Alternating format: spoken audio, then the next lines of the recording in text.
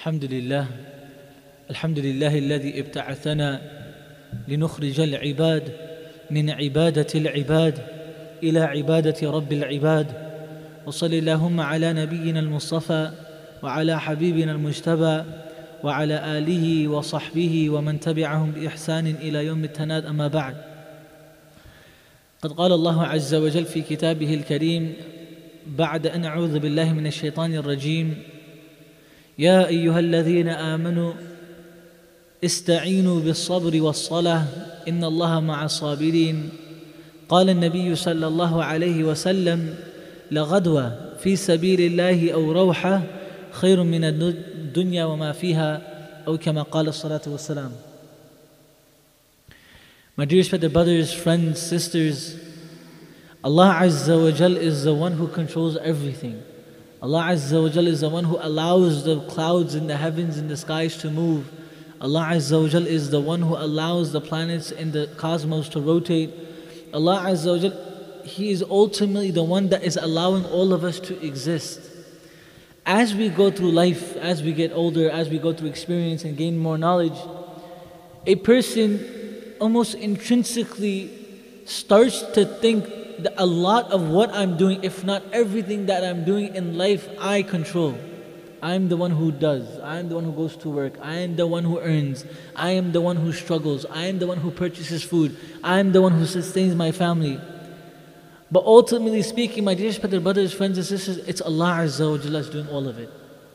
A person, if he goes and lives in the jungle, he lives on top of a mountain, and Allah Azza wa Jalla provides for him fresh water, food, and he eats from that, and he obeys Allah, and he doesn't disobey Him, and he offers his salah. This person, what is he going to say? His iman will allow him to say that Allah Azza wa Jal is my sustainer.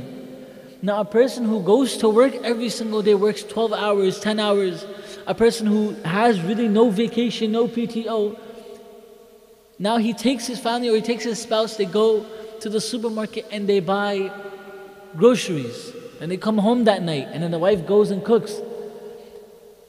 Not even shaitan, but the nafs of this person, the nafsiyah, the man-made essence of him will whisper in his ear that this is you. That you were the one who earned this. You were the one who was able to acquire and gain, and now you're able to provide. But the person who, in this situation, if he's able to tell himself and others that Allah is the one who provided, Allah was the one who gave ability, his iman is higher than the one who is living on top of the mountain and worshipping Allah Azza wa Jal 24/7. Allah Azza wa Jal, He gave us a book that we all find comfort in. Allah gave us the Quran. Now if a person unbiasedly reads the Quran, what would he be able to summarize? Give the Quran to a non-Muslim and you say, summarize a good portion of the Quran for me. What will he say or she say? They'll tell you, the Quran tells stories of difficulties. You read the story of Yaqub alayhi salam, one of the greatest tests any human being could face in the dunya is losing a child. May Allah Azza wa Jal protect all of us and our families. If a mother or father loses his or her child, Rasulullah said in the hadith Qudsi, that Allah Azza wa Jal said that Allah will give the iwad to this person. Yani Allah will substitute this person, meaning the father and the mother who lost a child, Allah will substitute them with something better. What is that? Only Allah truly knows. But some ulama say that the test that's far greater than losing a child is losing a child. What does that mean? Some ulama, they say that losing a child, the greatest test isn't losing a child, it's losing a child. What do you mean? Meaning your child goes lost. You don't know where your child is. The child is missing. If someone buries their child, at least that parent, still it's a grave trial. At least that parent 2, 3, 4, 5 years later can find some sort of serenity, some peace, some comfort. But the mother or father that lost a child, that they don't know where their child is, they'll never be able to find peace. Because hope is killing them. That maybe one day my son or my daughter will show up at my door. Maybe one day the police will come and say, we found your child. That raja kills someone. It takes someone, a normal, sane person, into the level of insanity. They lose their mind. They don't want to go to festivals, they don't want to go to festivities, they don't want to go to parties, they don't want to go to da'was, they don't want to meet other family members because they're buried in this hope. Who went through this? Yaqub alayhi salam. Allah Azza wa Jal, when He speaks about Yaqub alayhi salam, He doesn't say, Yaqub alayhi salam doesn't say that I lost or my child is dead. He said my child is kind of lost. I don't know what happened. I don't know if he's dead. It's possible he's still alive. So that raja kills someone. But what did Yaqub alayhi salam say? Sabrun jameel. Wallahu al-musta'an. That Allah Azza wa Jal is the one who helps. Allah Azza wa Jal is the one who relieves everyone of difficulties, of problems, of stresses. Allah is the one who does it. How many of us are struggling to still deal with the Palestine issue? I know many of us who still can't sleep properly. Many of us can't enjoy family. I mean, we have nikahs and we have festivities in our families. We still can't enjoy it how it's supposed to be enjoyed because of our brothers and sisters in Palestine. Now the issue is, how does a person deal with it once he hears about such tragedy? Yaqub alayhi salam passed the exam. The second a person goes through difficulties, that's where his connection with Allah Azza wa Jal manifests. That this person is supposed to find comfort. Allah Azza wa Jal made Yaqub alayhi salam lose a child after decades of still making dua. Tallahi innaka lafi dalalin mubin. Could you imagine the children of Yaqub alayhi salam are telling Yaqub, when Yaqub said, I can smell Yusuf. I sense him. What did his children say to him? Tallahi wa innaka lafi, I swear in the name of Allah, you're in a big misconception. You're misguided. Fi dalalin mubin. What are you doing? You're deviating. You're lost. You lose. What are they trying to tell their father in a very respectable manner? You're becoming crazy. This is what they're trying to say. Obviously, they're the children. They don't talk to their parents like that. But they're making qasm that, oh my father, what is wrong with you? You're losing it. Not only did Allah make Yaqub alayhi salam taste the losing of a child, Allah Azza wa Jal made Yaqub alayhi salam lose a second child, Binyamin. Imagine the first child for decades is gone, then the second child is snatched away from him, thrown into prison, only Allah knows where. But still he said, Wallahu al-musta'an. You want to see someone's true iman? You want to see if someone's really a believer? You look at them at the time of difficulty. Maryam alayhi salam. Allah Azza wa Jal tested her as well. Zakaria alayhi salam, cut in half. Ibrahim alayhi salam, thrown in fire, lost all his family. Could you imagine, Ibrahim alayhi salam has one father and one mother in Iraq. And because he became a Nabi, Allah told Ibrahim alayhi salam he has to go and give da'wah. So now he leaves his father, who's a mushrik. He leaves him, he doesn't believe in Allah. He goes to Egypt. After so many decades, he gets married, he has a child, and Allah commands him to come to Mecca with that child and your wife, and leave them there. He left his family in Iraq, he left his family in Misr, and now he's leaving his family in Mecca. What kind of life is this? But it's the test of Allah. It's the test that Allah Azza wa Jal puts every single Nabi through. When Ibrahim alayhi salam was given the title of Khalilur Rahman, Khalilullah, the best friend of Allah in the heavens, some of the malaika were like, Ya Allah, how are you giving this title to a human being? Humans, we sin, we make mistakes, we have pitfalls, we have shortcomings, we lie, we cheat, we do all types of sin.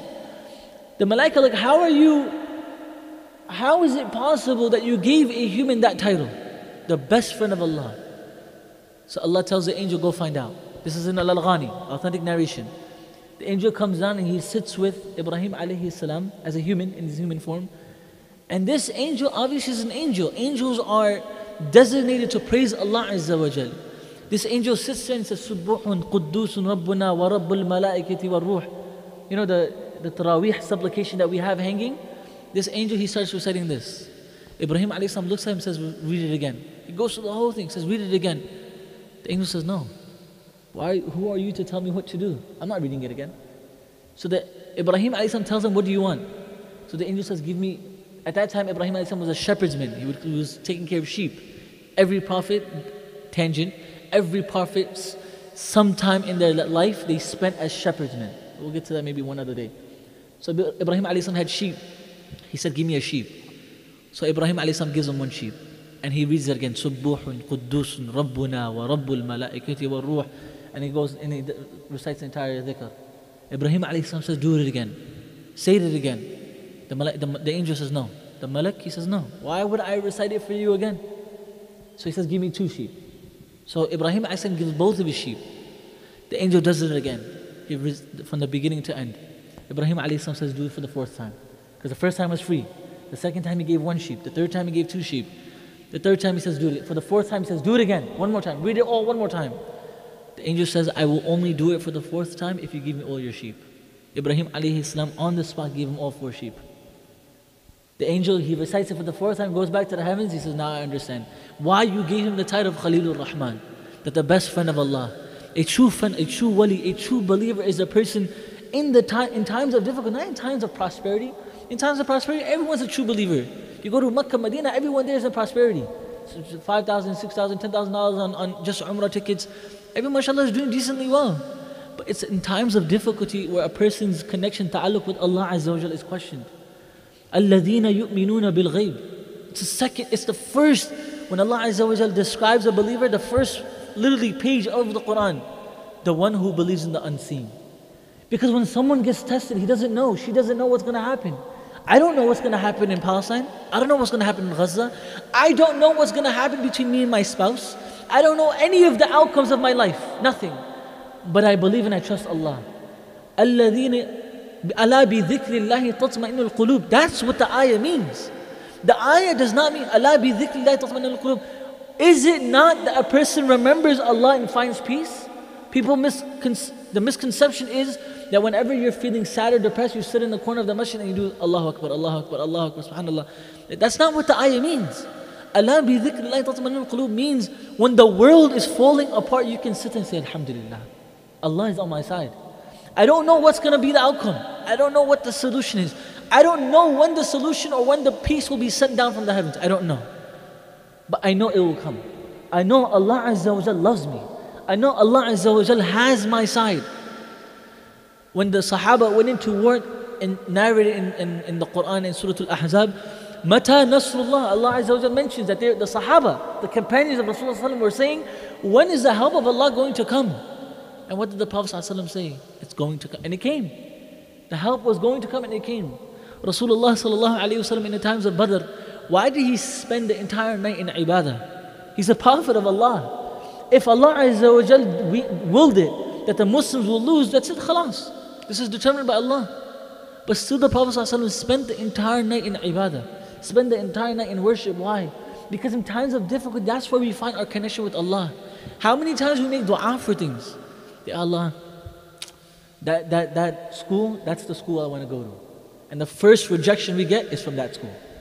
Oh Ya Allah, I want that job. And the first interview to ghost us is that job. They don't reply to any of our messages, no emails, no phone calls. Why? We don't know. It's in Allah Azza wa Jalla's divine wisdom that we don't know. But we know within Allah's hikmah there's a good outcome there. There's khayr there. Maybe on the day of Qiyamah, Allah will show to us that, if you took that job, this is what was going to happen. Allah Azza wa Jalla protected us. In times of difficulty is when we say, Allah bi dhikrillahi tatma'innul qulub. The person who's a true believer, who has Allah in his heart, in times of difficulty, he won't despair. He won't ask, Ya Allah, why did you do this to me? Or why did this happen to me? Rather, he'll find comfort in it. That, you know what, Ya Allah, maybe you're trying to test me. Ya Allah, you know what's better for me. And the person increases their ibadah. The person increases his coming to the masjid or her coming to the masjid. A person increases in doing dhikr. That, you know what, Allah Azza wa Jalla is trying to do this for me. If a person is given everything he wants or she wants, the person they want to marry, they get married to. The job that they want, they get the job. The car that they want, they get the car. The house that they want, they get the house. Without any sort of mashaqqa or difficulty, no musibah, then what happens? The person becomes content. He says, this is my Jannah. This dunya is the life I've been hoping for. But Allah Azza wa Jalla makes that person go through tests, go through difficulties, go through issues. Shaykh Ali Sabuni, I don't know if you guys know who he is. He passed away just a few years ago, rahimahullah. He wrote a tafsir called Safwat al-Tafasir. He was an expert in tafsir. He was an expert in Arabic. He was from Sham. He lived in Mecca. He taught in al-Qura for many, many years. And there's a very famous narration of him.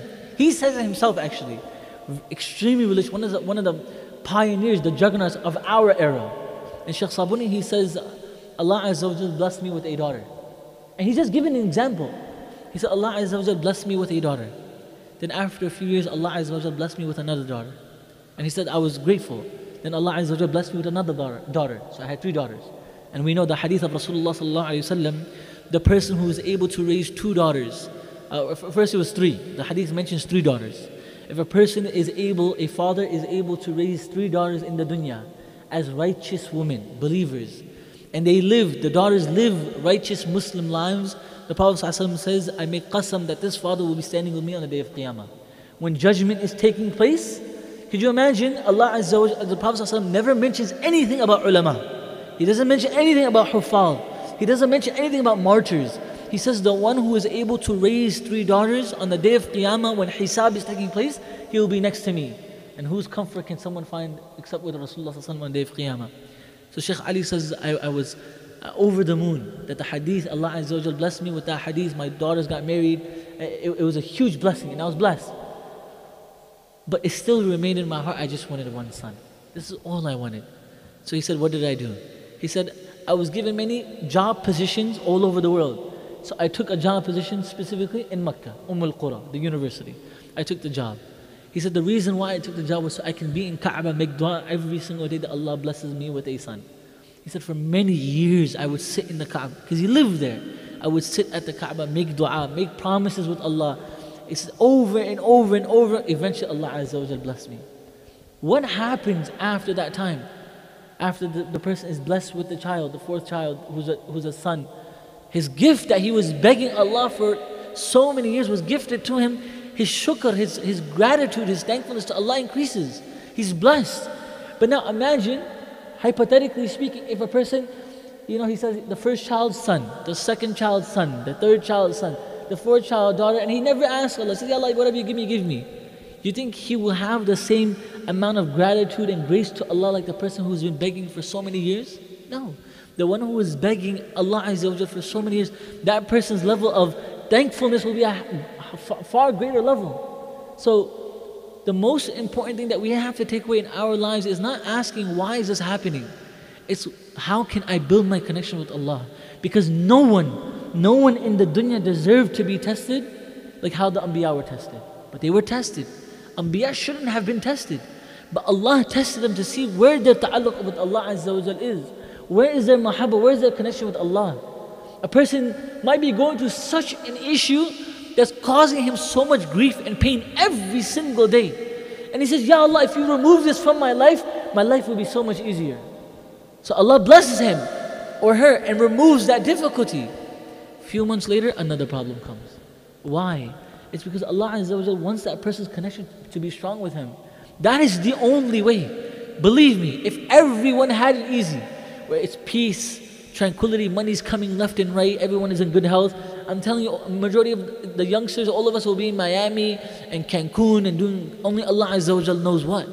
But when a person goes through some difficulties, it grounds him. Says, you know what? Let me go to the masjid. Let me make sure my connection with Allah Azza wa Jalla is established. Allow me to ascertain that my ta'alluq with Allah Azza wa Jalla is that where it should be. So we ask Allah Azza wa Jalla first and foremost that He does not test any of us. No one wants to be tested in the dunya. Once a Sahabi was passing by, and the Sahabi was thin, very thin, extremely thin. The Prophet ﷺ asked him that, what do you make dua for? He says, Ya Allah, Ya Rasulullah, I ask Allah that whatever He's going to test me with in the akhirah, that the trials or the punishment He's going to give me in the hereafter, I ask Allah that He gives it to me now, so I don't have to face it now. So that's why you see me like this. The Prophet ﷺ told him that, no, you ask for afiyah. Ask Allah never to test you. Ask Allah for ease in the dunya. Ask Allah for ease and salama in the akhirah. That's the sunnah of Rasulullah sallallahu alaihi wasallam. So first and foremost, we ask Allah Azza wa Jalla that He fills all of our lives with peace and salama. We ask Allah that He blesses the lives of our brothers and sisters in Palestine and Gaza with peace and salama. They are at the level of now, when you see their videos and you see them burying their children, you see all of this, they have reached the level of iman where they can say, Ala bi dhikrillahi tatma'innul qulub. When you see the comfort that they have in Allah Azza wa Jalla and praising Allah and doing dhikr to Allah, how is that possible? It was possible because they've went through the test. Now their ta'alluq is with Allah Azza wa Jalla, so they've established Ala bi dhikrillahi tatma'innul qulub. None of us here can say that we've established it. So what do we have to do? Because they're going through the test of Iman. What do we as believers here do? We continue doing what we've been doing. Continue to advocate. Continue to educate. Continue to post. Continue to share. Obviously with wisdom. We continue to advocate for their rights. Remember, this isn't a Jewish or Muslim issue. I remember the beginning of the end, part 3, I mentioned this at the end, and one of the brothers told me to please emphasize this. If you see a person, even in Long Island, because we have our Jewish brothers, they live here, even if you see outside of their house an Israeli flag, don't find hatred against them. Do not. Because they're being told something that is completely opposite of what's reality. So this isn't a Jewish versus Muslim issue. And don't let them make it. It's Muslims versus the occupiers. The ones who are kicking us out of our homes. That's the issue. It's how can Muslims get their basic rights? Or not even Muslims, how do humans? Because there's Christians that live there. There's Christians that are being persecuted and killed as well. So it's not that I'm only advocating for Muslims. No, we advocate for every innocent life. Allah Azza wa Jal mentions that in the Quran. If you kill one innocent life, the punishment you will get is as if you killed the entire mankind. So please, if you see someone who says they're Jewish or anything, don't find hatred, don't disrespect them, show them love. Because that is the sunnah of Rasulullah. That's the sunnah of Musa alayhi salam. That's the sunnah of Allah Azza wa Jal. Allah Azza wa Jal sent Musa to who? To Fir'aun. But Allah told Musa that, oh Musa, when you talk to Fir'aun, talk to him with a sweet and calm tone. Because maybe in that tone he'll find Iman. So my dear respected brothers, friends, sisters, we continue to make dua for our brothers and sisters in Palestine and Palestine. We ask Allah Azza wa Jal that He shrouds them with peace and rahmah. We ask Allah Azza wa Jal that He allows them to be victorious in this dunya and akhirah. We ask Allah that all those who are being oppressed, that Allah Azza wa Jal will relieve them of the oppression. We ask Allah Azza wa Jal that He helps every human being who is in need. We ask Allah that He accepts all of our du'as. We ask Allah that He accepts all of our prayers. Just two quick announcements. This Sunday, inshallah, at 5 p.m. in the masjid, we have our second annual games in the masjid. So the brothers will be on this floor, the sisters will be upstairs. The theme this year is Squid Games. So we will have a number of games that are kind of similar to Squid Games, but we have our own little spin to it. So the brothers are all requested. It's ages, I think, 6 to 19. All the games require no knowledge. Like you don't need... I won't be shocked if a 7-year-old wins the $250 prize, honestly speaking. Even though the 19-year-olds are going to challenge me and say, whoa, time out, we're experienced. We'll see. We'll see who can follow basic instructions. So that's going to happen this Sunday, inshallah. The games are going to be extremely fun. I'm telling you, I came up with the games, and everyone's going to love them. So the games will be held upstairs for the sisters, and for the brothers who will be here on the first floor. First prize is, I think, $250 cash. Second prize is $150. Third is $50. We will also have dinner for everyone. So everyone is requested to come with your family. As Muslims, we don't really celebrate New Year's, right? So it's better that we take our kids to a healthy, holistic environment where they can have fun. We had it last year. We had the Olympics theme last year, and it was a home run hitter. I think this year is going to be a lot more fun, inshallah. So we request all the brothers, all the sisters, bring your children, bring your teenagers, and I promise you, you will not regret it, bi'idhnillah. So let's end the year strong. Also, lastly, we have brothers and sisters from Baytul Atiq here from Woodside, Queens. They're raising some funds to pay off loans on their masjid. You can see them outside. Please support them. Talk to them, inshallah. We ask Allah Azza wa Jal for tawfiq. Subhana rabbika rabbil izzati amma yasifun. Wa salamun ala al-mursaleen. Walhamdulillahi rabbil alameen. Yeah.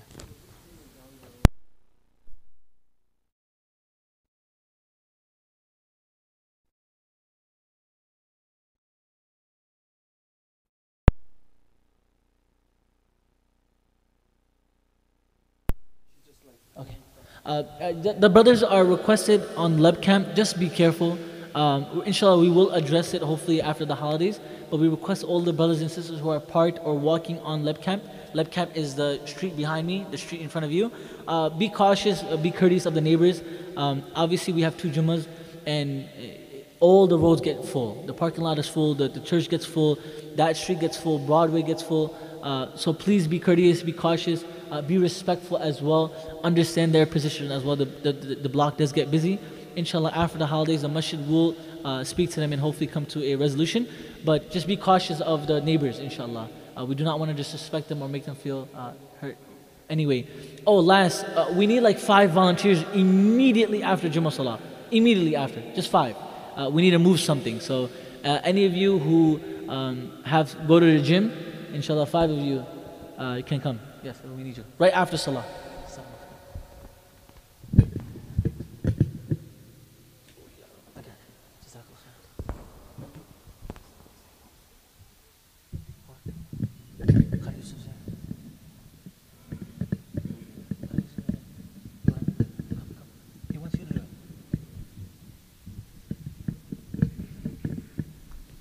السلام عليكم.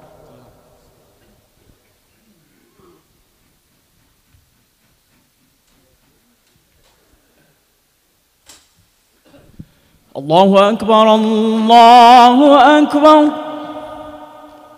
الله أكبر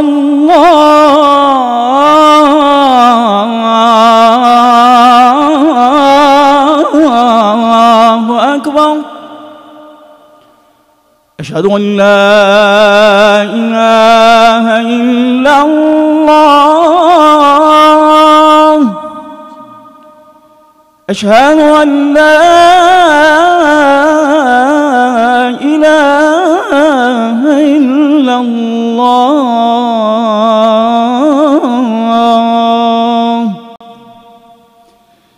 أشهد أن محمدًا رسول الله أشهد أن محمدًا رسول الله حي على الصلاة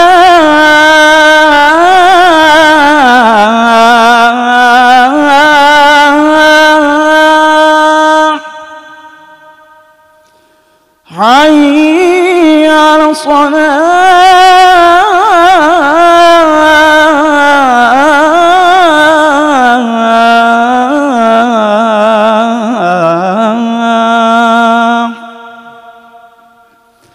حي على الفلاح حي على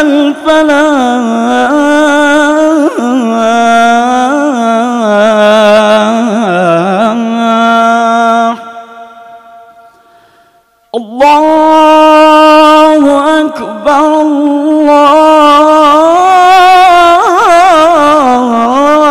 الله أكبر لا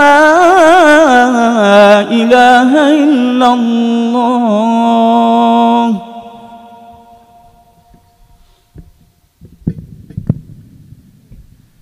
الحمد لله الذي ابتعثنا لنخرج العباد من عبادة العباد إلى عبادة رب العباد.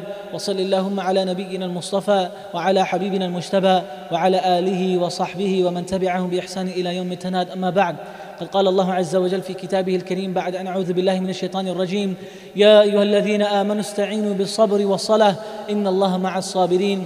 قال النبي صلى الله عليه وسلم: لغدوة في سبيل الله أو روحة خير من الدنيا وما فيها. بارك الله لنا ولكم في القرآن العظيم ونفعنا بالآيات والذكر الحكيم. أقول قولي هذا وأستغفر الله لي ولكم ولسائر المسلمين فاستغفروه إنه هو الغفور الرحيم.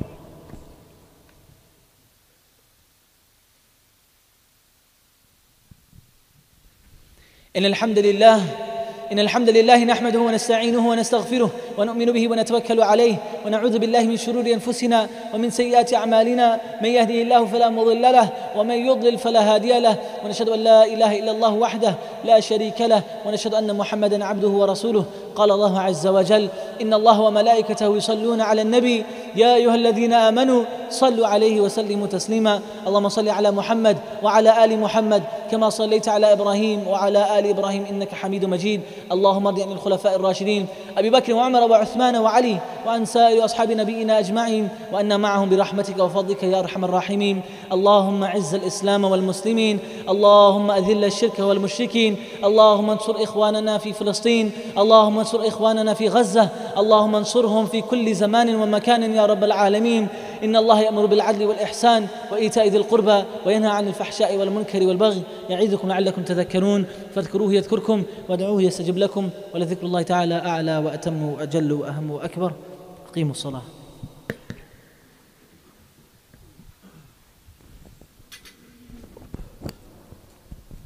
الله أكبر الله أكبر الله أكبر الله أكبر. أشهد أن لا إله إلا الله أشهد أن لا إله إلا الله أشهد أن محمدًا رسول الله أشهد أن محمدًا رسول الله. حي على الصلاة حي على الصلاة حي على الفلاح حي على الفلاح. قد قامت الصلاة قد قامت الصلاة. الله أكبر الله أكبر لا إله إلا الله. Please fill in the gaps. Please get shoulders to shoulders. There are a lot of brothers standing outside. Please squeeze in so they can fit. There's also space upstairs. If any of the brothers who are outside can't find space, you can go upstairs. اعتدلوا اعتدلوا تراصوا.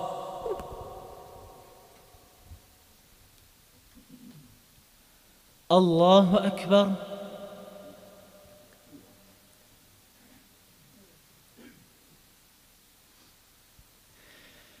الحمد لله رب العالمين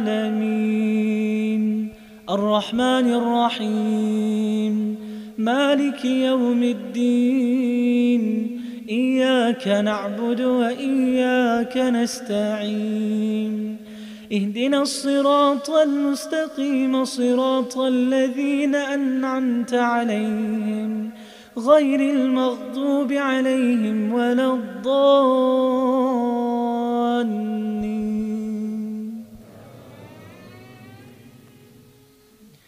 فتعالى الله الملك الحق لا إله إلا هو رب العرش الكريم. ومن يدع مع الله إلها آخر لا برهان له به فإنما حسابه عند ربه إنه لا يفلح الكافرون. وقل رب اغفر وارحم وأنت خير الراحمين. الله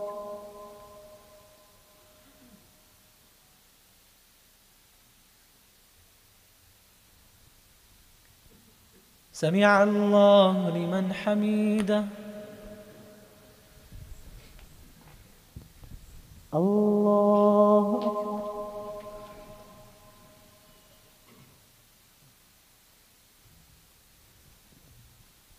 الله أكبر. الله أكبر.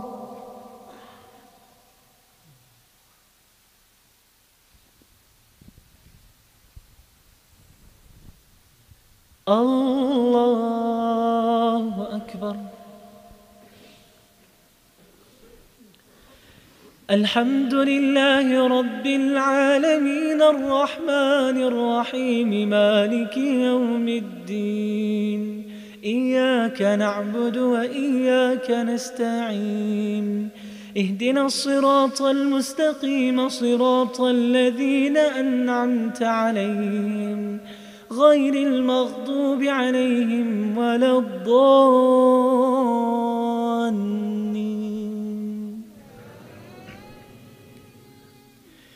وتول عنهم حتى حين وأبصر فسوف يبصرون.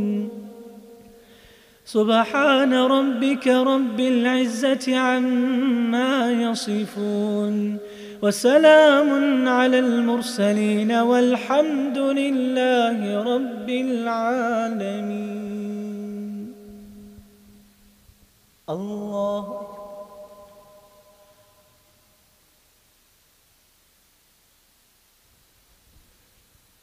سمع الله لمن حميده. الله أكبر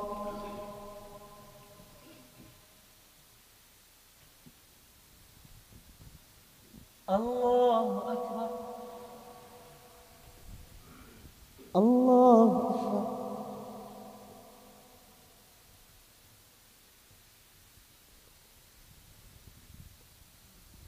الله أكبر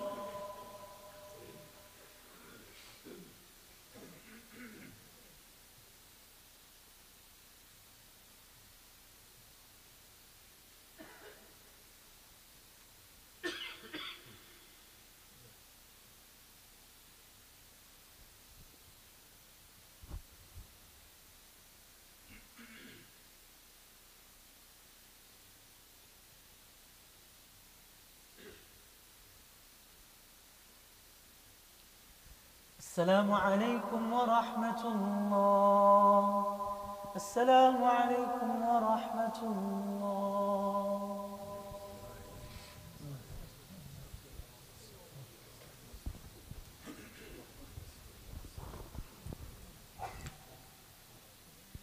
Inshallah, this Sunday at 5 p.m. we have our second annual games for ages 19 and under. We request all families to come with their children, their teenagers. Brothers will play here and the sisters will be upstairs.